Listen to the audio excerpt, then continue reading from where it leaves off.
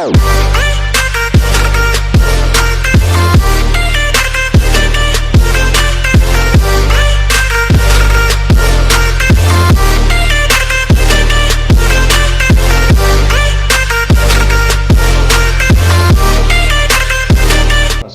warahmatullahi wabarakatuh. Apa kabar kawan-kawan semua? Semoga sehat jasmani dan rohani, dan kesehatan kita diberkahi oleh Allah Subhanahu wa taala. Amin. Oke, perkenalkan, nama saya Akbar Maulana dari Fakultas Suluddin Humaniora UIN Wali Songo, Universitas Islam Negeri Wali Songo, Semarang. Ya. Saya akan membuat short movie atau menampilkan short movie yang berisi tentang perjuangan seorang wanita, atau bukan perjuangan sih sebenarnya. Sebenarnya dalam cerita ini wanita itu melindungi, membantu gitu loh, membantu. Jadi membantu tentara Indonesia dalam masa peperangan 5 hari di Semarang. Pertempuran 5 hari di Semarang. Saya akan menampilkan short movie yang berjudul Wanita Tangguh Berjiwa Kesatria. Itu dia.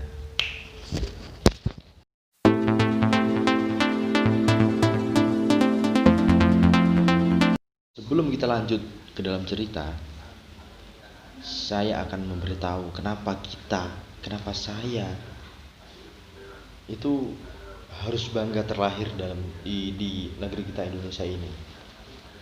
Ya, kita lihat bangsa Indonesia ini sangat kental dengan ukhuwah Islamiyah, dengan Bhinneka Tunggal Ika, satu bersatu menjadi satu. Ribuan sumber daya alam di Indonesia yang sangat melimpah. Bener, kalau kalian pernah dengar begini, bukan lautan tapi kolam susu, air dan galah cukup menghidupimu, tiada badai tiada ombak temui, dan seterusnya. Saya hafal ya. Maka dari itu kita harus bangga berbangsa Indonesia. Tanah ini adalah tanah perjuangan. Berapa puluh, berapa ratus ulama, berapa ribu pejuang Indonesia zaman dulu merebutkan kemerdekaan Indonesia. Kita hanya disuruh untuk menjaga dan jangan merusak alam sekitar. Saya bangga dengan alam Indonesia, sangat indah, sangat eksotik. Begitulah kenapa saya bangga menjadi anak Indonesia, terlahir di Indonesia. Itu salah satu. Oke. Di sini saya akan bercerita tentang anak kecil, bisa dibilang anak kecil lah, karena ketika itu umur beliau itu masih 5 tahun, 5, 6, 7 tahun ya, umur segitulah. Karena beliau sudah sepuh, makanya beliau lupa akan umurnya tersebut. Nah, tapi kita ditanya umurnya berapa, pas 5 tahun. Ya di sini saya akan menceritakan tentang nenek-nenek atau yang dulunya anak-anak. Pas zaman anak-anak mereka itu, beliau itu, pas zaman anak-anak beliau itu sudah dihadapkan oleh suatu peperangan 5 hari di Semarang. Nah, dia itu dibilang sebagai korban. Nah, sekeluarganya itu sebagai korban. Dulunya beliau itu 13 bersaudara. Tetapi semuanya meninggal gara-gara peperangan tersebut gitu. Jadi tinggal 2 orang. Oke, saya akan mewawancarai di sini. Saya mewawancarai seorang nenek ya, yang bernama Ibu Tumini. Nah, bagaimanakah wajah atau paras Ibu Tumini ini? Inilah foto ketika saya selesai mewawancarai Ibu Tumini tersebut. Ini ya.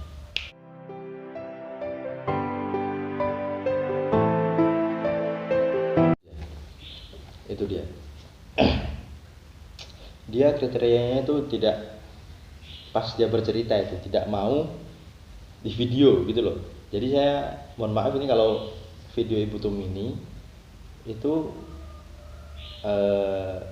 videonya itu pakai rekaman CCTV gitu, jadi tersembunyi. Jadi kalau kurang jelas ya mohon maaf gitu. Tapi nanti di akhir saya akan bercerita apa yang dibahas oleh Bu Tumini, gimana silsilah riwayat hidupnya itu gimana. Oke, sekarang kita akan menyimak terlebih dahulu cerita dari Ibu Tumini tersebut. Ini memang agak kurang jelas kalau dia bercerita. Nanti di akhir akan saya cerita. Karena saya sudah mengambil sumber-sumber atau cerita dari yang sudah beliau ceritakan, yaitu ke anak-anaknya.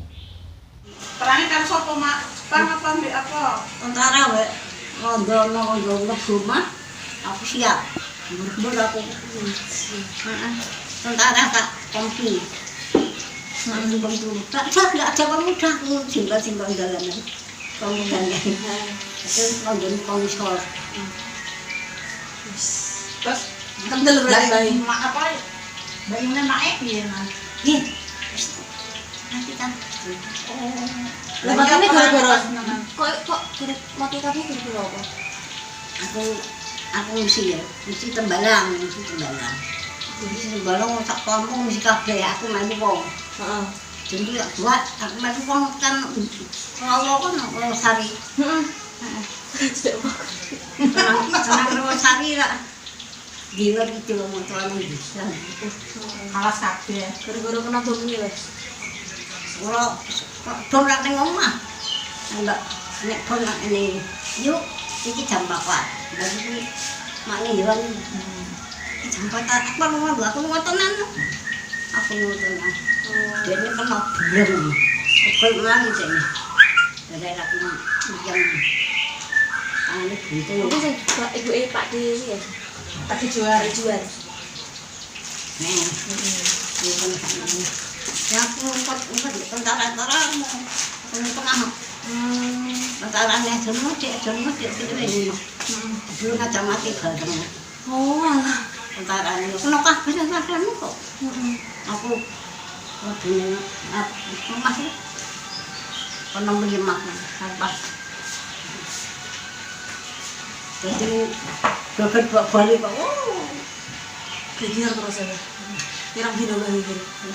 Gua nak sok kalau bisa sok kok aku itu dulu.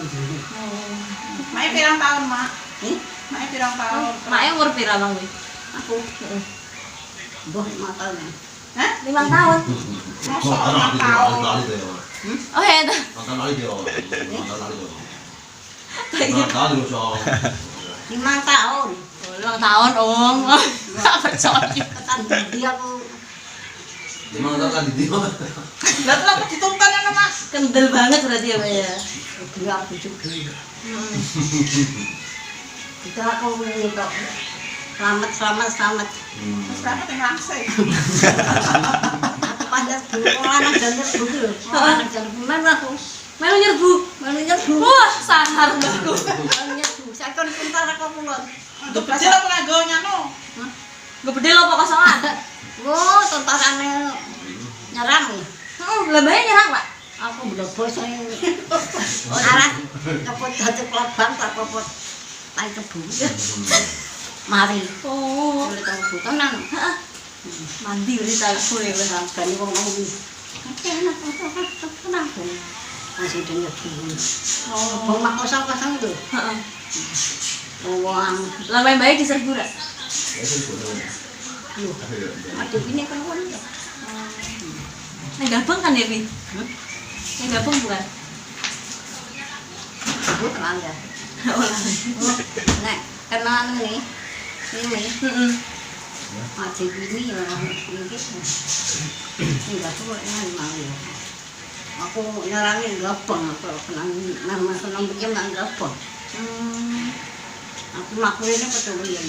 Ngomong si jenis dulu kalau belum. Mungkin dia Bang. Belum yang mati nih. Aku kemayu enggak jadi lah. Petuk ojo. Aku dituntut. Apa depan kali itu?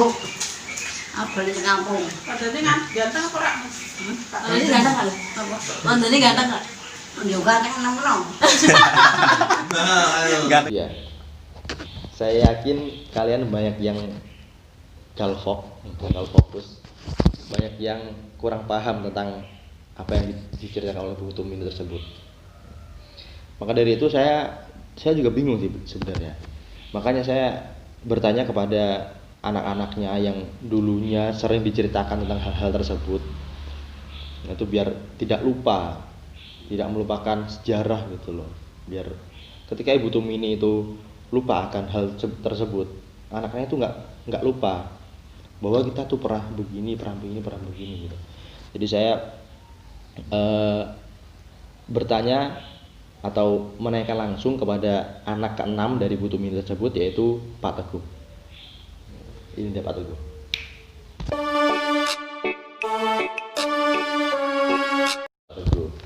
Nah, Pak Teguh ini juga nggak mau di video pas dia bercerita tentang Bu Tumi tersebut. Makanya saya cuma merekam audio.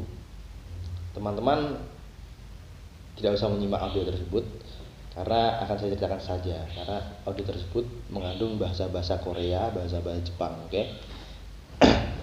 Nah, jadi cerita Ibu Tumini itu seperti ini.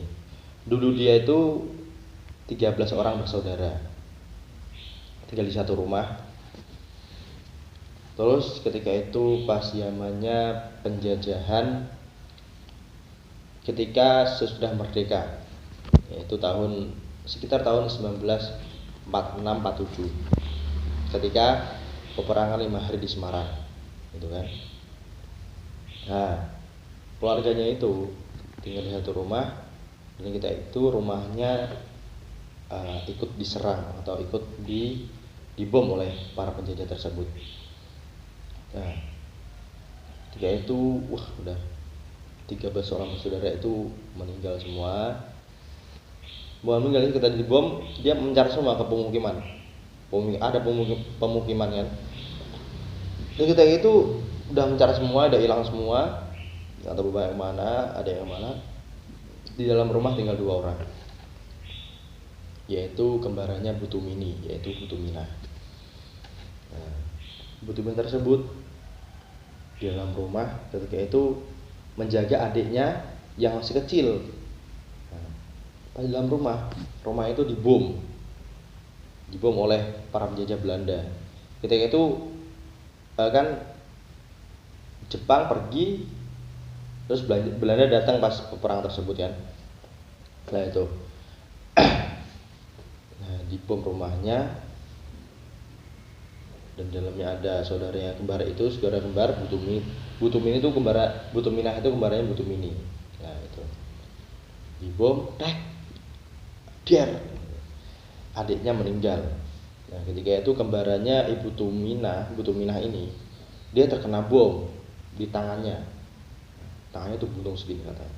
Saya cerita tangannya buntung sakmene, tangannya buntung segini. Ketika itu dia dari Gabeng, namanya daerah Gabeng. Itu lari ke rumah sakit Karyadi. Itu jaraknya lumayan lah. Itu masih umur 5 tahun. Dia pas tangannya putus itu tidak terasa putus karena saking takutnya lah. Nah, gitu. Dia lari ke Karyadi, Nah, Bu Tumini ini datang ke rumah. Rumahku kok sudah hancur gitu loh. Iki saudara-saudaraku nanti ya.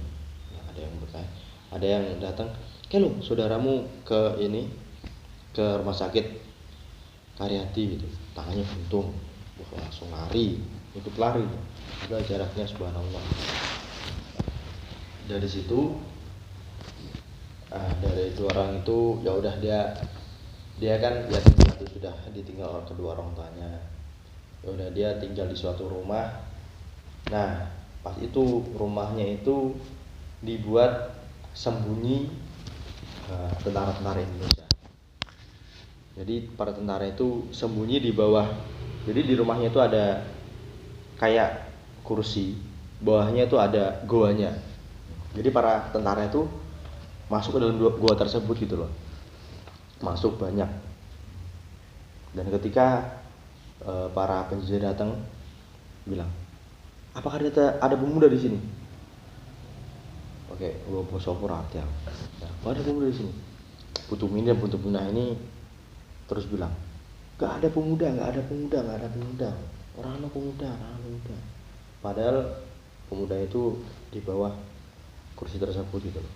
Nah, terus pergilah bela-bela tersebut. Nah, dari situlah karena Putumini dan Putumina ini disebut orang yang berjasa.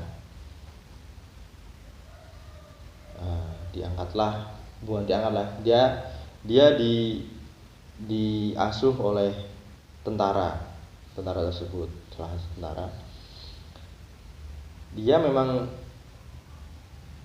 beliau pas ketika itu berjasa dalam kelompok tentara tersebut, tapi pas sampai rumah tentara itu dia tuh tidak dianggap apa-apa gitu. Dia dianggap oleh keluarga tentara tersebut cuman menjadi pembantu. Pemikiran Putumini ini, wah nanti ikut tentara disekolahin, diginiin.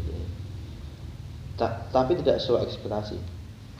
Jadi di sana dijadikan pembantu, disiksa terus. Makan dia ikut di pemukiman, tidak ada yang semakan. Nah, pas ketika tentara itu meninggal, dia pergi. Saking tentara tersebut tuh baik ya, tapi yang kurang baik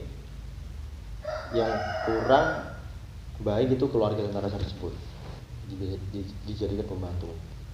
Ketika itu keluarga tersebut mempunyai kebun anggur, ya, kebun anggur, sampai Ibu Tumini ini dibohongi oleh keluarga tersebut. Wah, kamu nak makan ini, nanti kamu keracunan. Ibu Tumini masih 5 tahun, dia nggak tahu apa. Ya udah sampai sekarang dia nggak mau makan anggur. Dia dibohongin seperti itu.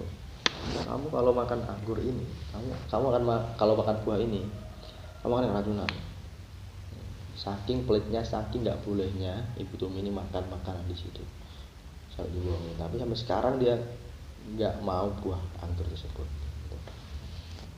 Nah, itu dia ketika tentara pergi, sudah dia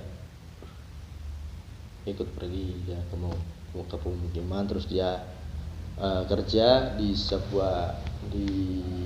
bangunan itu seperti itu sebenarnya masih banyak lagi yang harus saya ceritakan, tapi berhubung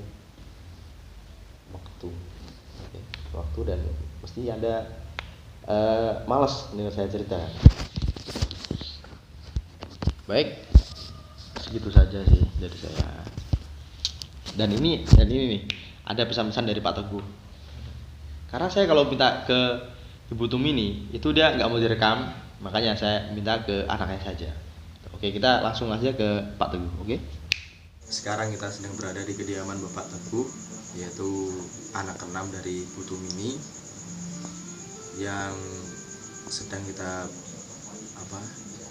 wawancarai tentang pertempuran 5 hari di Semarang. Dan sekarang kita ingin meminta Bapak Teguh untuk memberikan apa pesan untuk para pemuda masa depan untuk kedepannya. Kalau pesan-pesan untuk muda-muda yaitu kalau berjuanglah kuat tenaga, berjuanglah tanpa pamrih agar negara ini bisa maju dan tidak banyak orang yang korupsi. Jadi muda-muda sekarang kan pengennya kayak orang dulu berjuang kuat tenaga, tapi kan dulu berjuangnya dengan sekarang lain. Karena dulu berjuang untuk hidup, sekarang hidup untuk memperjuangkan hidup. Untuk saya ingin jadi insinyur, saya harus kejar itu cita-cita itu, dan harus tanpa pamrih. Karena banyak pamrih nanti kalau tidak berhasil kecewanya lebih. Oke, itulah pesan Pak Teguh. Intinya itu kalau kamu ingin membantu seorang, jangan meminta jasa, jangan meminta imbalan gitu loh. Jangan minta pengen diganti oleh sesuatu. Jadi ikhlas. Al-ikhlasu ruhul amal. Ikhlas itu adalah ruhnya dari sebuah pekerjaan. Ruhnya pekerjaan itu adalah ikhlas. Ikhlas menjadi sesuatu.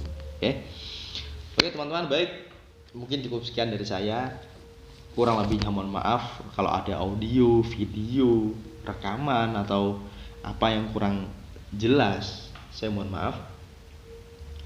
Wabillahi taufiq wal hidayah. Wassalamualaikum warahmatullahi wabarakatuh.